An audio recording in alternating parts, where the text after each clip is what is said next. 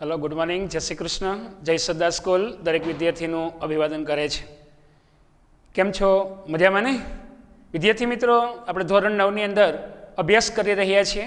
એની અંદર સમાજની અંદર સામાજિક વિજ્ઞાનની અંદર પહેલો પાઠ ભારતમાં બ્રિટિશ સત્તાનો ઉદય। બરાબર, ભારતમાં બ્રિટિશ સત્તાનો ઉદય। એમ સૂર્ય ઉગે છે, સૂર્ય સવારે ઉગે છે, અરુણોદય કહેવામાં આવે છે। પહેલા અરુણ સારથી પછી સૂર્યોદય। તો એની અંદર આપણે 1 2 3 4 5 લગભગ ઘણા બધા મુદ્દાઓ જોઈ ગયા। આજે આપણે એક લેક્ચર, બે લેક્ચર, 3 અને અત્યારે આપણે આ ચોથા લેક્ચરની અંદર ભારતમાં કંપની શાસનની આર્થિક અસરો અને કંપની શાસનની સામાજિક અસરો વિશેની ચર્ચા કરવાના છીએ। બરાબર, તો ખાસ આપણે જે વાત કરીએ છીએ કે ભારતની અંદર અંગ્રેજ લોકોના સમયની અંદર અંગ્રેજ લોકોએ શું કર્યું। અંગ્રેજ લોકોના વખતની અંદર આપણા ભારતની અંદર જાગૃતિ આવી।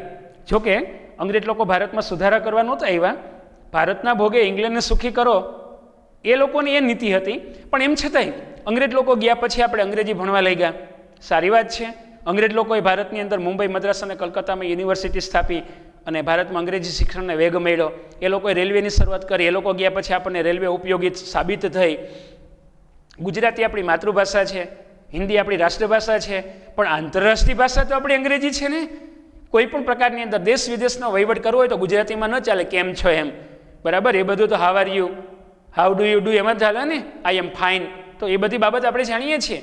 તો વિદ્યાર્થી મિત્રો, આજના લેક્ચરની અંદર બરાબર આ પહેલા પાઠના ચોથા લેક્ચરની અંદર પાઠ 4ની અંદર આજે આપણે આ બે મુદ્દાની ચર્ચા કરવાની છે કે કંપની શાસનની આર્થિક અસરો અને કંપની શાસનની સામાજિક અસરો। બરાબર, 3 લેક્ચર આપણે જોઈ ગયા। આની પહેલાં આપણે ઈસ્ટ ઇન્ડિયા કંપનીએ કેમ વિકાસ કર્યો એની ચર્ચા આપણે કરી ગયા કે ભારતમાં પહેલો ગવર્નર એટલે વોરન હેસ્ટિંગ હતો, પછી કોર્ટના ઓલિસ આવ્યો, કાયમી જમાબંધી, સર જ્હોન શોર આવ્યો અને તટસ્થ નીતિ અપનાવી, પછી વેલેસ્લી આવ્યો અને સહકારી યોજના, ત્યાર પછી ભારતની અંદર ગવર્નર જનરલ જેને શું કર્યું તો ગવર્નર જનરલ હેસ્ટિંગ નેપાળ સાથે યુદ્ધ કર્યું, પિંઢારા લોકોને અંકુશમાં લીધા, પછી જે વિલિયમ બેન્ટિંગ ઉદારમતવાદી હતો એને લોકોના દિલ જીતવાનું કામ કર્યું। અસંતોષ થાય તો ઉહાપો થાય, એ ઉહાપોને દબાવવા માટે એને લોકોના થોડીક ચાહત ઊભી કરી, લોકો પ્રત્યેની જે હેટ, લોકો નફરત કરતા હતા, થોડીક એના પ્રત્યે લાગણી ઉદ્ભવે એવા કામ કર્યા। અને ત્યાર પછી છેલ્લો એટલે ડેલહાઉસી જીત જપ્તી અને ખાલસા દ્વારા ઈસ્ટ ઇન્ડિયા કંપનીનો વિકાસ કર્યો। હવે આજના લેક્ચરની અંદર, આજની તારીખની અંદર આપણે એ વસ્તુ જોવાની છે કે કંપની ભારતની અંદર આવી, ઈસ્ટ ઇન્ડિયા કંપની ભારતની અંદર આવી અને એને શું કર્યું। જ્યારે ભારતની અંદર આપણે કંપની શાસનનું સર્વૈયું કરીએ, સર્વૈયું એટલે શું કે અત્યાર સુધી આવું આપણે જોઈ ગયા। આખા દેશની અંદર આપણે જાણીએ છીએ કે શું ચાલે છે। એક વર્ષની અંદર આપણી કેટલી ઇન્કમ છે, વાંથી આટલા રૂપિયા આવે છે, અહીંથી આટલા રૂપિયા આવે છે, વર્ષની અંદર 5 લાખ રૂપિયા આવે છે, 5 લાખ ક્યાં વપરાય છે, આવ્યા ક્યાંથી, ગયા ક્યાં, અને સર્વૈયું કહેવાય ને। દેશની અંદર બજેટ કેટલું છે, લોકો પાસેથી રૂપિયો ક્યાંથી આવ્યો ને રૂપિયો ક્યાં વપરાય, એને દાખલા તરીકે રાજકોષી નીતિ કહેવાય। આવક અને જાવક અંગેની નીતિ એટલે રાજકોષી નીતિ। આપણે સર્વૈયું કે આટલો પગાર હતો, આટલા વપરાણા, એક મહિનાની અંદર આટલી આવક છે, આટલી જાવક છે તો આટલા વૈધા, એક વર્ષની અંદર આટલા કમાય છે ને આટલા વાપરીએ છીએ તો આટલું વધારો થયો કે આટલી ખાદ પડી। બરાબર, ઇકોનોમિક છે। તો અહીંયા આપણે સર્વૈયું કાઢીએ કે અંગ્રેજ લોકો આવ્યા એની પહેલાં શું હતું, અંગ્રેજ લોકો આવ્યા પછી શું થયું। તો આપણે કંપનીનું સર્વૈયું કાઢીએ તો ખ્યાલ આવે કે ભારત દેશ છેલ્લે ઘણી બધી સદીઓથી દુનિયાની અંદર આર્થિક રીતે ગૌરવભર્યું સ્થાન ભોગવતો હતો। જ્યાં ડાલ ડાલ પે સોને કી ચીડિયા, ભારત દેશ છે મેરા, ભારતની ભૂમિ એટલે સુવર્ણ ભૂમિ। તો આવો ભારત દેશ હતો, પણ અંગ્રેજ લોકો ભારતની અંદર આવ્યા પછી ભારતની પરિસ્થિતિ શું બની વિદ્યાર્થી મિત્રો? હા, અહીંયા ધ્યાન, ઓકે। આપણે વિદ્યાર્થી મિત્રો જાણીએ છીએ આવા ભારત દેશની અંદર આપણે હિન્દુસ્તાની છીએ, આપણે ગૌરવથી કહીએ છીએ કે આઈ એમ સિટીઝન ઓફ ધ ઇન્ડિયન, હું ભારતનો નાગરિક છું। આપણે મળતા નથી કહેતા કે ભારત, આપણે એમ કહીએ ટૂંકની અંદર આઈ એમ સિટીઝન ઓફ ધ ઇન્ડિયન, હું ભારતનો નાગરિક છું, જરા હટકે જીવો। બરાબર, તો અહીંયા આપણે જાણીએ છીએ તો વિદ્યાર્થી મિત્રો ભારતનું ગૌરવભર્યું સ્થાન હતું, ઘણી બધી સદીઓથી ગૌરવભર્યું ભારત સ્થાન ભોગવતો હતો। પરંતુ ઈસ્ટ ઇન્ડિયા કંપની ભારતમાં આવી, 1600માં ઈસ્ટ ઇન્ડિયા કંપનીએ શાસન પાયો નાખ્યો। ભારતમાં વેપાર કરવા માટે 1608માં પેલું જહાજ એવું, 1612માં અંગ્રેજ લોકોએ સુરત મુકામે કોઠી સ્થાપી, 1757 પ્લાસીનું યુદ્ધ થયું, 1857નો વિપ્લવ થયો। આ 100 વર્ષના ગાળાની અંદર લગભગ મોટા ભાગનું ભારત અંગ્રેજ લોકોના હાથમાં આવી ગયું અને ઇંગ્લેન્ડે બરાબર. આ 100 વર્ષની અંદર શું કર્યું? તો કે ઇંગ્લેન્ડ માટે કાચો માલ પેદા કરનાર, ભારતની અંદર કારખાના તૈયાર કરેલ માલ એ બજારની એ ગરજ સાધનારો બન્યો. એટલે ઇંગ્લેન્ડમાં જે કારખાના હતા, ઇંગ્લેન્ડની અંદર જે સુતરાઉ કાપડની મિલ હતી તેના માટે રૂ તો કે ભારતમાંથી, ત્યાં તેલની મિલો હતી તેના માટે કાચું મટીરિયલ, રો મટીરિયલ તો કે ભારત, કાચું માલ, બરાબર. ઇંગ્લેન્ડ દેશ માટે કાચો માલ પેદા કરનાર દેશ એટલે ભારત. એશિયા અને આફ્રિકાના દેશો હતા, અગાઉ આપણે વાત કરી ગયા, બીજા પાઠની અંદર આપણે જોવાના છીએ. એશિયા અને આફ્રિકાની અંદર સંસ્થાનવાદ અને સામ્રાજ્યવાદ, નાનકડો એક ખંડ એટલે યુરોપ, 22 અને 22 દેશોએ એશિયાના 54 દેશોને ગુલામ બનાવ્યા, આફ્રિકાના 53 દેશોને ગુલામ બનાવ્યા. કારણ કે એની પાસે બુદ્ધિ હતી. સીધી ઉંગલી સે ઘી નહીં નીકળતા. અંગ્રેજ લોકોને ખબર હતી જ્યાં બળ છે, બરાબર, બુદ્ધિ કામ ન આવે, બરાબર, જ્યાં તાકાત કામ ન આવે તે બુદ્ધિ કામ આવે. આપણે પહેલાં આપણે વાત કરી ગયા કે સિંહને પહોંચવાની તાકાત સંસલામાં નહોતી. પંચતંત્રની વાર્તામાં એ છે કે સંસલાએ બુદ્ધિપૂર્વક કામ કર્યું અને સિંહને કૂવામાં નાખ્યો, બરાબર. સિંહ મૃત્યુ પામ્યો. સંસલું લડે તો પહોંચી ન શકે, પણ સિંહે તાકાત, બરાબર, એને ઘમંડ હતો, પણ સંસલા પાસે બુદ્ધિ હતી. તો આ રીતે આપણે જાણીએ છીએ વિદ્યાર્થી મિત્ર, પંચતંત્રની આવી પ્રેરણાત્મક વાર્તાઓ છે, એમાંથી આપણને પ્રેરણા મળે છે કે આપણે પણ આપણી બુદ્ધિનો ઉપયોગ કરીએ. સરદાર વલ્લભભાઈ પટેલે પોતાની બુદ્ધિનો ઉપયોગ કર્યો એટલે 182 મીટર ઊંચું સ્ટેચ્યુ બન્યું. જય સરદાર આપણે એમનેમ નથી કહેતા, બરાબર. તો આપણે ખબર છે આવી સ્કૂલની અંદર, જય સરદાર સ્કૂલની અંદર આપણે ભણીએ છીએ, આપણે માટે ગૌરવ હોવું જોઈએ કે આ સરદાર પટેલના વંશજો આપણે છીએ. વિદ્યાર્થી મિત્ર, આપણે વાત એ કરી રહ્યા છીએ કે અંગ્રેજ લોકો જ્યારે ભારતની અંદર આવ્યા તો ઇંગ્લેન્ડ માટે કાચો માલ પેદા કરનાર એટલે ભારત. અંગ્રેજ લોકો શું કરતા હતા? તો અંગ્રેજ લોકોના જે કારખાનામાં તૈયાર થયેલ માલ એ બજાર અથવા અંગ્રેજ લોકોને જે માલ તૈયાર થતો હતો, એની ચીજ વસ્તુ બનતી હતી, એના માટે બજાર તો કે ભારતના બજારોમાં વસ્તુ વેચાતી હતી. ત્યાં જઈને સુતરાઉ કાપડ બનતું હતું, સુતરાઉ કાપડ ભારતમાં આવે અને ભારતમાં કાપડ બધું વેચાય. કારણ કે ભારતમાં જે ખાદી બનતું હતું, અંગ્રેજ લોકો એના પર ટેક્સ નાખ્યો, 80% છકાત નાખી, એટલે ભારતનો સુતરાઉ કાપડ ઉદ્યોગ પડી ભાંગ્યો. બંગાળ હતું, બંગાળ કંગાળ બની ગયું. બંગાળ, અને પહેલાં આપણે વાત કરી ગયા કે લોર્ડ કર્જને બંગાળાના ભાગલા પાડ્યા. ભારતનો સૌથી સુખી સંપન્ન પ્રાંત હતો અને બંગાળા ઉપર અંગ્રેજ લોકોએ નજર કરી કે જો આ હાથમાં આવી જાય તો નિયાલ થઈ જાય, અને અંગ્રેજ લોકોએ એની સાથે યુદ્ધ કર્યું અને બંગાળા લઈ લીધું. બંગાળ, બિહાર, ઓરિસ્સા 7 કરોડ 80 લાખ વસ્તી હતી અને સૌથી સુખી સંપન્ન પ્રાંત હતો. સુતરાઉ કાપડ ધોમ ધોમ, અત્યારે જેમ સુરત ધમકે છે હીરામાં, બરાબર, સુરત એ જે હીરા ઉદ્યોગની અંદર એ ધમધોકાર ઉદ્યોગો ચાલે છે. લૂમ્સ, આ પાવર લૂમ એ સુરતમાં ચાલે છે. તો એની છે આ જે ઉદ્યોગ હતો એ બંગાળાની અંદર, બંગાળ સુતરાઉ ઉદ્યોગનું એ મેઇન કેન્દ્ર હતું. રેશમી કાપડ, ખાંડ, સણ, મલમલ, આ બધા જે ઉદ્યોગો હતા. અને ખાસ કરીને જે પશ્ચિમ બંગાળનું કલકત્તા છે, મુંબઈ છે, બરાબર, મુંબઈ, મદ્રાસ અને કલકત્તા જે મોટા બંદરો હતા, અને એની અંદર અંગ્રેજ લોકોએ શું કર્યું તો કે મલમલનું એ નિકાસ થતી હતી. ભારતનું જે મલમલ, ખાસ 10મા ધોરણની અંદર બીજા પાઠની અંદર આવશે કે ઢાકા, બરાબર, ભારતનો પાડોશી દેશ એટલે કાખમાં તેડેલો દેશ એટલે બાંગ્લાદેશ, અને બાંગ્લાદેશનું પાટનગર ઢાકા. ઢાકાની અંદર એવા કારીગરો હતા કે એ જે ઢાકાનો મલમલનો ટાંકો વીંટીમાંથી પસાર થઈ શકે, અને બનાવેલી સાડી હોય તો સાડી એ કદાચ માચિસમાં, બાકસમાં સમાઈ જાય. એટલે કહેવાનો મતલબ કે એવું સોફ્ટ, એવું મુલાયમ, એવું કૂણું કાપડ ભારતમાં બનતું હતું. એવા કારીગરો ભારતની અંદર હતા. તો આ રીતે ભારતનું મલમલ, ભારતનું રેશમી કાપડ, ભારતની અંદર સુતરાઉ કાપડ, ભારતની મરી, મસાલા, ગળી, તજ, લવિંગ, અગાઉ આપણે વાત કરી ગયા વિદ્યાર્થી મિત્ર 7 લીટીના પેરેગ્રાફ પ્રસ્તાવનાની અંદર, પહેલા જ લેક્ચરની અંદર આપણે આ વાત કરી ગયા. તો ભારતની આ બધી ચીજ વસ્તુની વિદેશમાં માંગ હતી. પણ અંગ્રેજ લોકોએ શું કર્યું? દ્વિમુખી શાસન પદ્ધતિ. ખાલી કેવા પૂરતું યાદ રાખજો, દ્વિમુખી શાસન પદ્ધતિ એટલે ખાલી બંગાળાનો રાજા એ બેહાડી દે અંગ્રેજ લોકો એ એક વ્યક્તિને કે તમે રાજા, બરાબર, તમે નવાબ. નવાબ પાસે કામ બધું કરવાનું, સત્તા કાંઈ નહીં, બરાબર. શોભાના ગાંઠિયાની જેમ ખાલી ખુરચી ઉપર કેવા પૂરતો નવાબ, પણ બધું ચાલે કોનું? પડદા પાછળ ચાલે કોનું? શું કરવું શું નહીં બધું તો અંગ્રેજ લોકોના હાથમાં. આપણે ગાડી ઉપર બેઠા હોય, હેન્ડલ પકડીને બેઠા હોય અને લીવર બીજાના હાથમાં હોય, હેન્ડલ આપણા હાથમાં અને લીવર અને બ્રેક બીજાના હાથમાં, તો શું થાય? તમે લીવર હેન્ડલ પકડો છો, પણ દાખલા તરીકે તમારા હાથમાં લીવર નથી, લીવર બીજાના હાથમાં છે, બ્રેક બીજાના હાથમાં છે, તો ગાડી હેન્ડલ પકડવાનો અર્થ શું? એના કરતાં ભાઈ તું ચલાય, હું બાજુમાં બેઠો છું, એના જેવું થાય ને. તો બંગાળાની અંદર દ્વિમુખી શાસન પદ્ધતિ. વિદ્યાર્થી મિત્રો યાદ રાખજો, 8મા ધોરણની અંદર દ્વિમુખી શાસન પદ્ધતિ એટલે શું એ તમે ભણી ગયા છો. બંગાળાની અંદર 2 વ્યક્તિ, એક બંગાળાની અંદર નવાબે શું તો કે કામ કરવાના, સત્તા એની પાસે કાંઈ નહીં. અંગ્રેજ લોકોએ સત્તા બધી, કામ કાંઈ નહીં કરવાનું. એટલે વિચારો, બંગાળાનો નવાબ શું થાય? અપ્રી બને. અંગ્રેજ લોકો એમ કહે કે 50-50 રૂપિયા તમે કર લ્યો છો ને, 50-50 ન થાય, 500-500 લ્યો. એટલે નવાબ એમ કહે કે ભાઈ ટેક્સ વધ્યો, 50ના બદલે 500 આપવાના. દાખલા તરીકે આપણે કહીએ છીએ ને કે ગામની ગાયરું ખાવી એટલે સરપંચ, ગામની ગાયરું કોણ ખાય? તો કે સરપંચ. સરપંચ એટલે શું?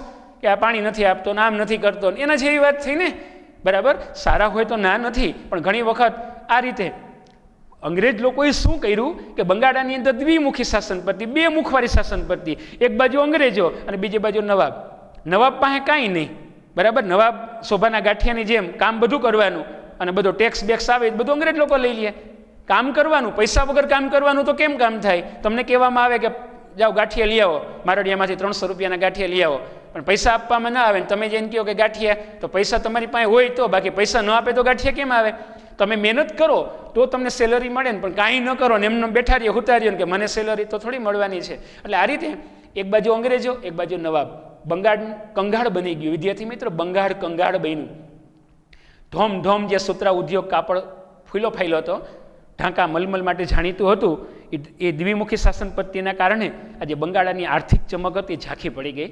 તમે જુઓ છો અત્યારે ઘણા બધા કોરોનાની અંદર કે ભાઈ કેમ ઝાંખા પડી ગયા હમણાં, તો કે ભાઈ હમણાં મંદી છે ને, ધંધો હાલતો નથી ને, શું તો કે હમણાં કંઈ પગાર બગાર મળતો નથી ને, એટલે એના ચહેરા ઉપરનું તેજ એ ઘટી ગયું હોય, નકર આમ ચહેરો કાંઈક પ્રફુલ્લિત હોય, હર્ષ ઉલ્લાસ એ મોજમાં હોય, બરાબર. આપણે ગુજરાતી લોકો તો કે મોજમાં રહેવું, મોજમાં રહેવું, લોજમાં જમવું ને મોજમાં રહેવું, ચપ્પલના તરિયા ના હોય, મકાનના નરિયા ના હોય, પૂછે કેમ છે તો કે મોજે દરિયા.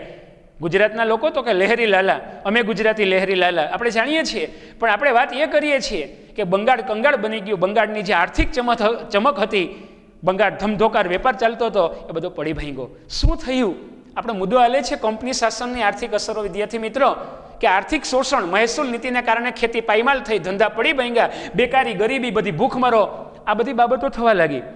આ જે કંપની હતી, ઈસ્ટ ઇન્ડિયા કંપની હતી, અન્યાયી મહેસૂલ નીતિને કારણે અંગ્રેજ લોકો શું કર્યું? તો કે અન્યાયી મહેસૂલ નીતિ. અન્યાયી મહેસૂલ નીતિ એટલે શું? તો કે ન્યાય ન મળે, અન્યાય થાય, તમને ન્યાય નહીં મળે, તમારે બધું આપી જ દેવાનું. તમે ઉત્પાદન કરો, કપાસ વાવો, કપાસ અમારો, હાઠિયું તમારી, તમે મગફળી વાવો, દાણા અમારા, ફોતરા તમારા, ઘઉં વાવો અને ઘઉં અમારા ને ભકું તમારું. તો આમાં કેમ થાય? ભારતનો વિકાસ ન થાય ને. તો વિદ્યાર્થી મિત્રો જાણો છો કે કંપનીએ ભારતની અંદર ટેક્સ નાખ્યો, 80% જકાત નાખી, ધંધા રોજગાર પડી ભાંગ્યા, ગામડા સ્વાવલંબી હતા પડી ભાંગ્યા, અને એના કારણે કંપનીની અન્યાયી મહેસૂલ નીતિને કારણે ન્યાય ન મળે, અન્યાય થાય તો ક્યાંથી ચાલે? તો ભારતનો ખેડૂત પાયમાલ બન્યો, દેવાદાર બન્યો, ખેતી પડી ભાંગી. અંગ્રેજ સરકારે ઇંગ્લેન્ડના ઉદ્યોગોને વિકસાવવા માટે, ઇંગ્લેન્ડના ઉદ્યોગો જે હાલતા હતા એની ફેક્ટરીઓ ધમધોકાર હાલે, પણ જો ભારતની ફેક્ટરી હાલે તો ભારતની બધી વસ્તુઓ ભારતમાં પૂરી પડે, પણ એને બજાર ન મળે. ભારતના ધંધા રોજગાર ઉદ્યોગો ચોપટ થઈ જાય, ભારતની દુકાન બંધ થાય તો જ અંગ્રેજ લોકોની દુકાન ભારતમાં ચાલે ને વિદ્યાર્થી મિત્ર. તો આ રીતે અંગ્રેજ લોકોએ શું કર્યું? તો કે ઇંગ્લેન્ડના ઉદ્યોગોને પ્રોત્સાહન આપવા માટે, એના ધંધા રોજગાર ઉદ્યોગોને આપવા માટે ભારતમાં જે કાપડ ઉદ્યોગ હતો એના પર એને 80% જકાત નાખી, અને ઇંગ્લેન્ડમાંથી વસ્તુ આવતી હતી એની ઉપર કેવા પૂરતી 1 કે 1.5% જકાત. એટલે ભારતનું સુતરાઉ કાપડ મોંઘું બને અને ચાલે નહીં. ધંધા રોજગાર ઉદ્યોગો ચોપટ થઈ ગયું, ખેતી પડી ભાંગી. ધંધા રોજગાર ઉદ્યોગો, જે હુનર ઉદ્યોગ હતો, આજે પાટણના પટોળા બનતા હતા, 850 વર્ષ જૂની કલા એટલે પાટણના પટોળા. એ કહેવત છે, છેલ્લાજી મારા માટે પાટણથી પટોળા લાવજો, પડી પટોળે ભાત ફાટે પણ ફીટે નહીં. આ સિદ્ધરાજ જયસિંહના વખતની અંદર એને ગુજરાતને, પાટણને ચમકાયું વિશ્વ લેવલે. એવા કારીગરો પાટણની અંદર હતા. જોકે હાલમાં પાટણના પટોળા બનાવવાનો ઉદ્યોગ ધીરે ધીરે લુપ્ત થવાને આરે છે. ગઈના ગાંઠા કારીગરો વધ્યા છે. દેશ વિદેશના ઓર્ડર મળતા હતા, ફાટે નહીં તેવા, બે વાળ એકતા, બે બાજુ પહેરી શકાય તેવું પટોળું બનતું હતું. પણ હવે કારીગરો નથી, ઓર્ડરે નથી, અને ધીરે ધીરે ખાલી ચોપડામાં જ કહેવા પૂરતું રહે કે પાટણના પટોળા બનતા. જેમ ગુજરાતમાં હાથી હતા અત્યારે નથી, ગુજરાતમાં વાઘ હતા અત્યારે નથી, ભારતમાં ચિત્તો હતો અત્યારે નથી, લુપ્ત થઈ ગયો. એમ પાટણના પટોળા બનાવવાની કલા પણ ધીરે ધીરે લુપ્ત થવાના આરે છે. વિદ્યાર્થી મિત્રો, આપણે જોઈ રહ્યા છીએ કે અંગ્રેજ લોકોની આર્થિક, દરેકના વાલી, આજે ક્લાસ બેઠો છે વિદ્યાર્થી મિત્રો, હલો અહીંયા ધ્યાન. વિદ્યાર્થી મિત્રો, તમારા મમ્મી પપ્પા ખેતી કરે છે તો શું કરે? તો કે ખેતી, આર્થિક પ્રવૃત્તિ. શું કરે? તો કે નોકરી, આર્થિક પ્રવૃત્તિ. શું કરે? તો કે બિઝનેસ કરે, દુકાન ચલાવે છે, બ્યુટી પાર્લર ચલાવે, પાનનો ગલો, આર્થિક પ્રવૃત્તિ. પૈસા માટે કરવામાં આવતી પ્રવૃત્તિ એટલે આર્થિક પ્રવૃત્તિ. તો વિદ્યાર્થી મિત્રો, આ અંગ્રેજ લોકોના વખતમાં કંપની શાસનની આર્થિક અસરો શું થઈ? તો આર્થિક શોષણના કારણે, મહેસૂલ નીતિના કારણે, અન્યાયી મહેસૂલ નીતિના કારણે ખેતી પડી ભાંગી, ગામડા પડી ભાંગ્યા, હુનર ઉદ્યોગો હતા, જે હાથે બનાવેલા બાબતો હતી એ બધી પડી ભાંગી, અને અંગ્રેજ લોકોએ એવી રીત રસમો અપનાવી, એવા પ્રકારના કાયદાઓ અખત્યાર કર્યા, અને એના કારણે ભારતના ધંધા રોજગાર ઉદ્યોગો પડી ભાંગ્યા, ગામડું પડી ભાંગ્યું, ખેતી પડી ભાંગી, અને એના કારણે ભારતનો કારીગર હતો એ બેકાર બન્યો. હવે શું કરવું? સુતરાઉ કાપડ તો થતું નથી, ખાદી ઉદ્યોગ પડી ભાંગ્યો, રેશમી કાપડ ઉદ્યોગ અંગ્રેજ લોકોના હાથમાં વિયો ગયો, અને આ જે કંપનીના જે વ્યાપારી લોકો હતા એ લોકો એટલે કે ખાસ કરીને બંગાળાના કારીગરો પાસે, બંગાળામાં એવા કારીગરો હતા એ લોકો, અંગ્રેજ લોકો શું કરતા હતા તો કે બંગાળના કારીગરો પાસે એ જે લખાવી લઈએ કે 3 મહિનાની અંદર અમે આટલું કાપડ તમને પૂરું પાડશું. કાપડ વણી લેવાનો. વણાટ એટલે શું? તો 10મા ધોરણની અંદર આવે કે રૂની પૂરીમાંથી તાતણા ચડાવી અને એકબીજાની પકડમાં જોડી અને કાંતણ, જે દોરો તૈયાર કરવાની કલા એટલે કાંતણ કલા, કાંતણ અને વણાટ.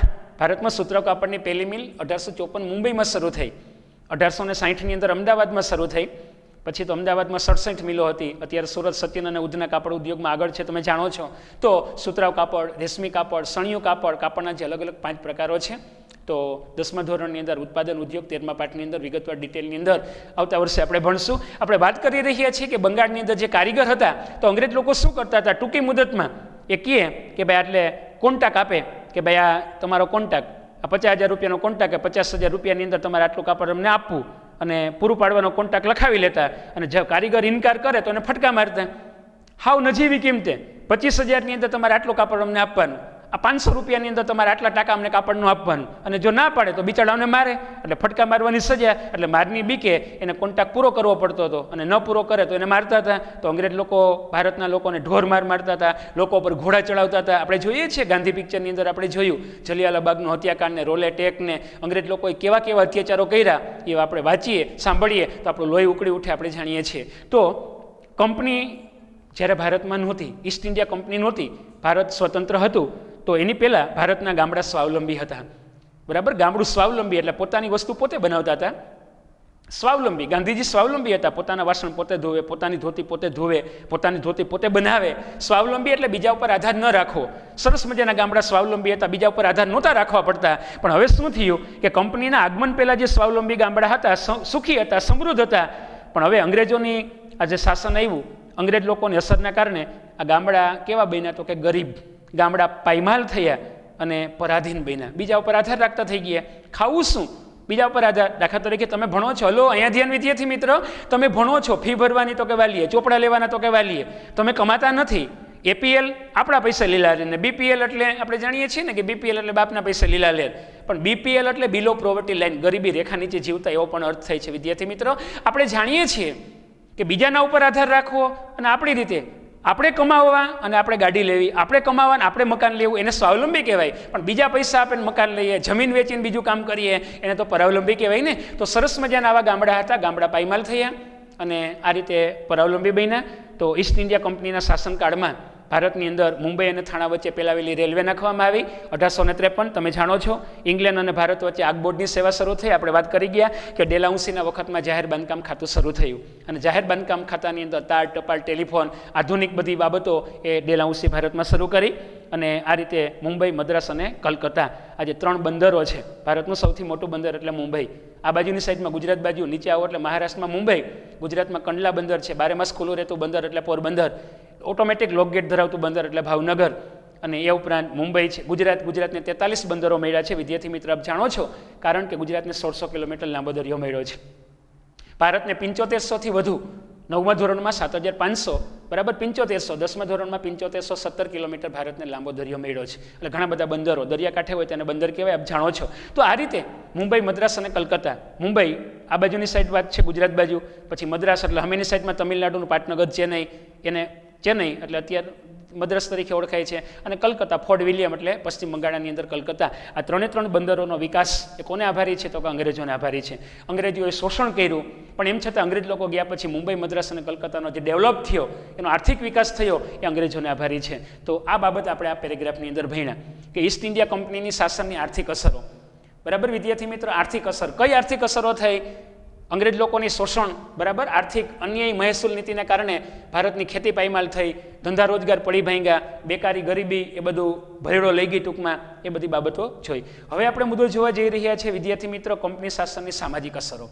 આપણે ક્યાં રહીએ છીએ તો કે સમાજમાં. નિશ્ચિત કાર્ય કરવા માટે ભેગો થયેલ માનવ સમુદાય એટલે સમાજ. આપણે એમ કહીએ છીએ ને કે ગામના બધા લોકો ભેગા થઈને સરસ મજાનો સમાજ બનાવો, ગામના ભેગા લોકો થઈને કદાચ નિશાળ બનાવી, અવેડો બનાવો. ગામનો કોઈ વર્ગ ભેગો થાય છે કંઈક કામ કરવા માટે.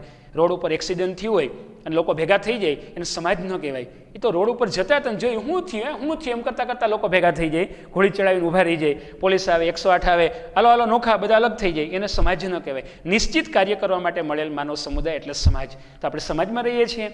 ભાવ, પ્રેમ, હૂંફ, લાગણી આપણે સમાજ પૂરું પાડે છે. માની મમતા, પિતાનું વાત્સલ્ય અને યોગ્ય બરાબર ગુરુજનોનું માર્ગદર્શન, અને એનાથી આપણે સારા નાગરિક બની શકીએ છીએ. તો અંગ્રેજ લોકો જ્યારે ભારતમાં આવ્યા એ સમય દરમિયાન અંગ્રેજ લોકોએ શું કર્યું? અમુક સુધારા કર્યા. તો કે બ્રિટિશ વહીવટ દરમિયાન વર્તમાનપત્ર ભારતમાં પહેલું લગભગ એ મુંબઈ સમાચાર, બરાબર, ભારતમાં પહેલું છાપું તો કે મુંબઈ સમાચાર. તો અંગ્રેજ લોકોના વખતની અંદર આ વર્તમાનપત્રનો વિકાસ થયો, છાપા, અને એના કારણે ભારતના લોકો છાપા વાંચવા લઈ ગયા. ખબર પડી કે બંગાળમાં અત્યાચાર થયો, કલકત્તામાં આવું થયું. એટલે લોકોની અંદર આજે વાણી સ્વાતંત્ર્ય, પોતાને હું બોલવું, વાણી સ્વાતંત્ર્ય અને વિચાર સ્વાતંત્ર્યની ભાવના વિકસી. બાકી ખબર જ નહોતી, બોલાય જ નહીં. અંગ્રેજ લોકોને તો સલામ ઠોકવાની, સાહેબ સાહેબ કરવાના. અને અંગ્રેજ લોકો તો ભારતના લોકોને ગમે એવા કહે, બરાબર. એ લોકો ઉપર અત્યાચાર થતા હતા. એનો પગાર ઊંચો, આપણો પગાર ઓછો, ઘણું બધું હતું. તો આ બધી બાબતો આપણે જાણો છો વિદ્યાર્થી મિત્રો. તો હવે બ્રિટિશ વહીવટ દરમિયાન ભારતમાં વર્તમાનપત્રનો ફાળો અને એના કારણે લોકોને વિચાર, બરાબર, કંપની શાસનની સામાજિક અસરોની અંદર વિચાર અને વાણી સ્વાતંત્ર્યની ભાવના લોકોમાં વિકસી અને ભારતના લોકો વિચારવા લઈ ગયા, સારું વિચારવા લઈ ગયા. ભારતીય સમાજની અંદર જે કુરિવાજ હતા, બરાબર, આપણા સમાજની અંદર કુરિવાજ હતા. દીકરીને દૂધ પીતી કરવી, સતી પ્રથા, પતિ મરે એટલે પત્નીએ સળગવું, સતી પ્રથા હતી, સતો પ્રથા નહોતી, બરાબર. પત્ની મળે એટલે પતિએ સળગવું એવું નહોતું, પણ પતિવ્રતા નારી સ્ત્રી પતિ મૃત્યુ પામે એટલે પતિના શબને ખોળામાં લઈને એને સળગવાનું. અને કદાચ એ ન થાય, રાજા રામમોહન રાય જ્યારે નાના હતા અને ભાઈ મૃત્યુ પામ્યા, એને ભાભીને સતી કર્યા, ત્યારે રાજા રામમોહન રાય નક્કી કર્યું કે આ સતી પ્રથા બંધ કરવી છે. અને સતી પ્રથા બંધ કરવા માટે લોર્ડ વિલિયમ બેન્ટિંગ ભારતની અંદર જ્યારે આવ્યો, ત્યારના વખતની અંદર અંગ્રેજ લોકોના વખતમાં જે સમાજમાં સુધારો થયો, ભારતમાં એવા જે લોકો હતા, ક્રાંતિકારી લોકો હતા, રાજા રામમોહન રાય છે, ઘણા બધા એવા લોકો છે જે લોકોએ ભારતની અંદર સુધારો કર્યો, બરાબર. તો 8મા ધોરણની અંદર સેમ 2ની અંદર પહેલો 19મી સદીમાં સામાજિક ધાર્મિક સુધારણાના આંદોલન, બરાબર. વિદ્યાર્થી મિત્ર પાઠ ભણી ગયા. બ્રહ્મો સમાજ, પ્રાર્થના સમાજ, આર્ય સમાજ, થિયોસોફિકલ સમાજ, સત્યશોધક સમાજ. જ્યોતિબા ફૂલે હતા, એ કામ કરતા હતા. રમાબાઈ રાંડડે કામ કરતા હતા. આમ મોરબી પાસે ટંકારાની અંદર દયાનંદ સરસ્વતી કામ કરતા હતા. અને આ રીતે સમાજમાં સુધારો કર્યો. શું કર્યું? તો કે કુરિવાજ, કૂપમંડુકતા હતી, કૂવાના ડેટકા જેવી પરિસ્થિતિ હતી. એમાંથી ખદબદતો સમાજ હતો, આમ થાય, આમ ન કરાય, અને એમાંથી લોકોને બહાર કાઢ્યા. કુરિવાજો, સતી પ્રથા, પછી દીકરીને દૂધ પીતી કરવી, પછી બાળ લગ્ન, નાની ઉંમરે લગ્ન કરવામાં આવતા હતા, ચાલતા ના આવડતું તેડીને લગ્ન કરવામાં આવતા હતા. પછી અંગ્રેજોના સંપર્કમાં આવ્યા. અંગ્રેજ લોકો તો કે ઇંગ્લેન્ડમાં તો આવું નથી. રાજા રામમોહન રાય છે, પછી દુર્ગારામ મહેતા છે, પછી મહેરામજી મલબારી, કે.આર. કામા, શ્રીમતી એની બેસન્ટ, આવી તો કેટલી વ્યક્તિઓ છે કે જે ઘણા બધા લોકો ઇંગ્લેન્ડ ભણવા માટે ગયા કે ઇંગ્લેન્ડમાં તો સતી પ્રથા નથી, નાની ઉંમરે લગ્ન નથી થતા, ત્યાં તો દીકરીને દૂધ પીતી કરવામાં આવતી નથી. અને આપણા દેશમાં કેમ? અને ભારતમાં આવા જે કુરિવાજો હતા એના ઉપર ઝુંબેશ ચલાવી.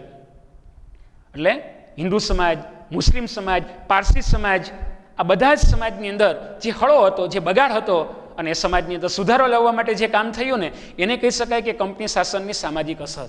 બધા લોકોને અન ટુ ધી લાસ્ટ, છેલ્લામાં છેલ્લી વ્યક્તિ, બ્રાહ્મણથી માંડી બ્રાહ્મણ, ક્ષત્રિય, વૈશ્ય અને ક્ષુદ્ર, અન ટુ ધી લાસ્ટ, એટલે જે ગામની અંદર છેવાડાની વ્યક્તિ હતી એને સુધારો લાગુ પડે, એને કહેવામાં આવે છે સામાજિક અસરો, બરાબર. તો ભારતની અંદર કેવા કેવા સામાજિક સુધારા કરવામાં આવ્યા? તો આ રીતે રાજા રામમોહન રાય છે, દુર્ગારામ મહેતા છે, પછી કે.આર. કામા છે, શ્રીમતી એની બેસન્ટ, ઘણી બધી એવી જે વ્યક્તિઓ હતી અને એને સુધારા કર્યા.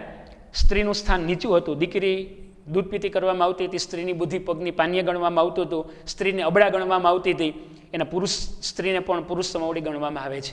2005ની અંદર એને માટે સુધારો વધારો કરવામાં આવ્યો. 2001માં, 2005માં પણ સુધારો થયો, 1માં, 2માં સુધારો થયા. તો 1975ની અંદર મહિલા સશક્તિકરણ વર્ષ નીતિ અમલમાં આવી. 1975થી 85નો દશકો મહિલા દશકા તરીકે ઉજવવામાં આવ્યો. સ્ત્રીને પુરુષ સમોવડી ગણવામાં આવી, દીકરો દીકરી એક સમાન. અને આ રીતે સ્ત્રીની સન્માનની ભાવના એ વિકસાવવામાં આવી. એને ભણવાનો તો કે હક નહીં, ઘરમાં જ રહેવાનું, ઘરની બહાર નહીં જવાનું, આવું બધું હતું. અને એમાંથી સમાજને બહાર કાઢવા માટેનો પ્રયત્ન કરવામાં આવ્યો. એટલે ભારતની અંદર આ બધા કુરિવાજો દૂર થયા, સમાજમાં સુધારો થયો, અને ભારતમાં વહીવટમાં એકીકરણ લાવવા માટે, તો અંગ્રેજીકરણ કરવા માટે પણ લોકોની જરૂરિયાત ઊભી થઈ કે ભારતના લોકો અંગ્રેજી શિક્ષણ શીખે. ભારતના લોકોને જો અંગ્રેજી આવડતું હોય તો આપણે કઈ લોકો સમજી શકે. એટલે અંગ્રેજ લોકોએ શું કર્યું? તો કે ભારતની અંદર, બરાબર, ભારતની અંદર અંગ્રેજીકરણ લાવવા માટે એને સુધારો કરવા માટે તો કે અંગ્રેજી શિક્ષણ શરૂ કર્યું. અને ભારતમાં અંગ્રેજી શિક્ષણમાં તો કે લોર્ડ મેકોલે. બરાબર, યાદ રાખજો વિદ્યાર્થી મિત્રો કે મેકોલાના પ્રયત્નોના કારણે ભારતમાં કે લાંબો સમય શાસન કરવું હોય તો ભારતની જે સંસ્કૃતિ છે એનું નામો નિશાન મિટાવી દેવું હોય, એનો ધ્વંસ કરવો હોય, આ બિલ્ડિંગને પાળવું હોય તો શું કરવાનું, તો કે એની શિક્ષણ પ્રણાલી નાબૂદ કરો. આ બધું જે સંસ્કૃત ભણે છે, રાષ્ટ્રીય શિક્ષણ મેળવે છે, એ બધું નાબૂદ કરો અને એને અંગ્રેજી શિક્ષણનું હાલ ઘાલી દીધું એમ કહી શકાય કે અંગ્રેજી શિક્ષણ what is this is fafda and dish, how are you, આ બધું કરવા લઈ ગયા. અને એના હિસાબે જે જય શ્રી કૃષ્ણ કરતા હતા અને ગુડ મોર્નિંગ કરવા લઈ ગયા, જાય ત્યારે કદાચ રામ રામ કરતા હતા, બાય બાય સી યુ કરવા લઈ ગયા, અને આ રીતે ભારતના પતનની શરૂઆત થઈ. હું અંગ્રેજી શિક્ષણનો વિરોધ નથી કરતો વિદ્યાર્થી મિત્રો, યાદ રાખજો કે અંગ્રેજ લોકો, લોર્ડ મેકોલે બહુ હોશિયાર હતો. ઘણી વખત વોટ્સઅપની અંદર લોર્ડ મેકોલે તેના પિતાશ્રીને પત્ર લખ્યો, એ પત્ર તમે વાંચો ત્યારે આપણે રૂવાડા ઊભા થઈ જાય કે આ અબૂધ લોકો છે, આના ઉપર શાસન કરવું હોય તો અંગ્રેજી શિક્ષણ. અને અંગ્રેજી શિક્ષણ શરૂ થયું અને ધીરે ધીરે ભારતના પતનની શરૂઆત થઈ. ભારતમાં અંગ્રેજી શિક્ષણ શરૂ કરનાર કોણ, તો કે લોર્ડ મેકોલે. ક્યારે, તો કે લોર્ડ મેકોલેએ વિનંતી કરી દાખલા તરીકે 1835ની અંદર, અને ત્યાર પછી ચાર્લ્સ વુડ. યાદ રાખજો કે લોર્ડ મેકોલેની ભલામણથી ચાર્લ્સ વુડે, બરાબર, લોર્ડ મેકોલેએ તરફેણ કરી અને ચાર્લ્સ વુડની ભલામણથી ભારતમાં મુંબઈ, મદ્રાસ અને કલકત્તામાં યુનિવર્સિટીની સ્થાપના થઈ. જેમ 10 ધોરણ, પછી 11 અને 12 એટલે ઉચ્ચ માધ્યમિક, ત્યાર પછી FY, SY, TY એને કોલેજ કક્ષા, એને કહેવાય યુનિવર્સિટી. ભારતમાં મુંબઈ, મદ્રાસ અને કલકત્તામાં યુનિવર્સિટીની શરૂઆત કોણે કરી, તો કે આ રીતે ભારતની અંદર મુંબઈ, મદ્રાસ અને યુનિવર્સિટીની શિક્ષણની શરૂઆત થઈ લોર્ડ ડેલહાઉસીના વખતની અંદર. અને આ રીતે લોર્ડ મેકોલે અને ચાર્લ્સ વુડ પણ હોશિયાર હતા, બાહોશ હતા. અને આ રીતે અંગ્રેજી શિક્ષણને કારણે ભારતમાં અંગ્રેજી જાણનાર એક વર્ગ ઊભો થયો. અને એમ કરતાં કરતાં સમય જતાં એમાં સુધારા માટે માગણીઓ કરી અને સુધારાની પ્રક્રિયાને વેગ મળ્યો. ભારતમાં જે સુધારા થયા, સામાજિક, આર્થિક, આ બધા સુધારા થયા, એ સુધારાની પ્રક્રિયાને વેગ આપવાનું કાર્ય કોણે કર્યું, તો કે અંગ્રેજી શિક્ષણ.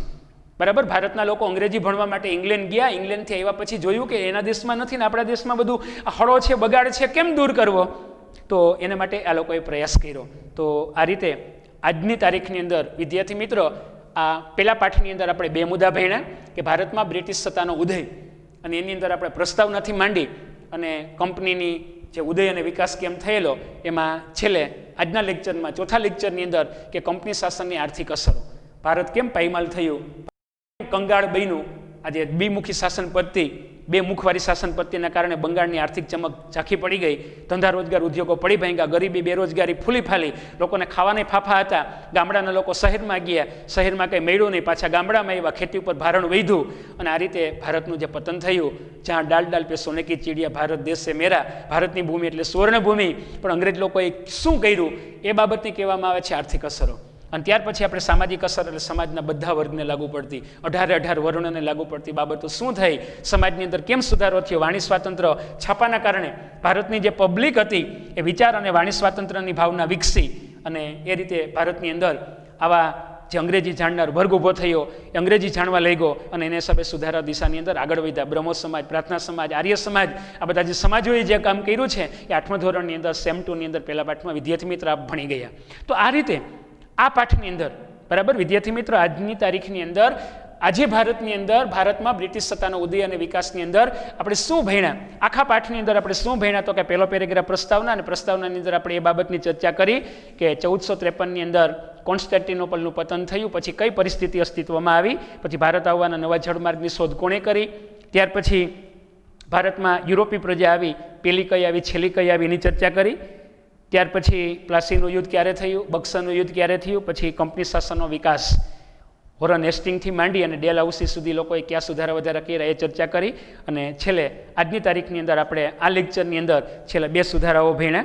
એટલે અંગ્રેજ લોકોએ ભારતની અંદર જે આર્થિક અસરો, ભારત કેમ કંગાળ બની ગયું, બંગાળ કેમ કંગાળ બન્યું, બંગાળની આર્થિક પરિસ્થિતિ એ આર્થિક ચમક કેમ ઝાંખી પડી એની ચર્ચા કરી. અને ભારતની અંદર મુંબઈ, મદ્રાસ અને કલકત્તામાં યુનિવર્સિટીની સ્થાપના કોણે કરી, તો મેકોલે અને ચાર્લ્સ વુડ, યાદ રાખશું. તો આમ ઈસ્ટ ઇન્ડિયા કંપનીએ ભારતની સમૃદ્ધિ અને વેપારથી આકર્ષાઈ અને ભારત આવ્યા હતા. શા માટે, તો કે ભારતની આર્થિક સમૃદ્ધિ, જેમ સરસ મજાનો બાગ હોય એમાં ફૂલ ખીલા હોય, સરસ મજાની સુગંધ આવતી હોય તો પતંગિયા ઉડતા હોય.